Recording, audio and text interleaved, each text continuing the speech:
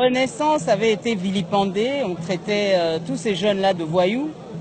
mais il a fallu une volonté pour aider ce projet Renaissance à se mettre debout. C'est l'appui du chef de l'État, Joseph Kabila, qui a appuyé le président évêque Mukuna Lessé. Le chef de l'État a appuyé pour que ce projet puisse réussir et puisse tenir et puisse aller de l'avant.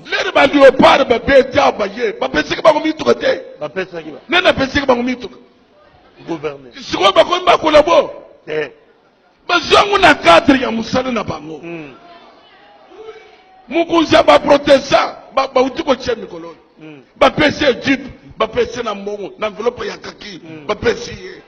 nena lobby ata soki ba pese ngai mukile kufiti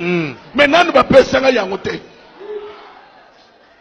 Je dis au nom du Seigneur ngana zana mutuka ya pouvoir te na zana ndako ya pouvoir te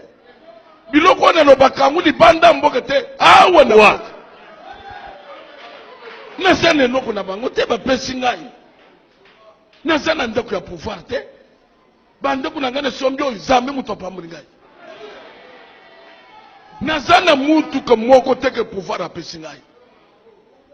nalobaka yango apolele lelo tobandi makambo ya renaissance oyo sinalobaki apolele bopesi ngai mo mpona bande renaissance mais pourquoi sikoyo kokole ngai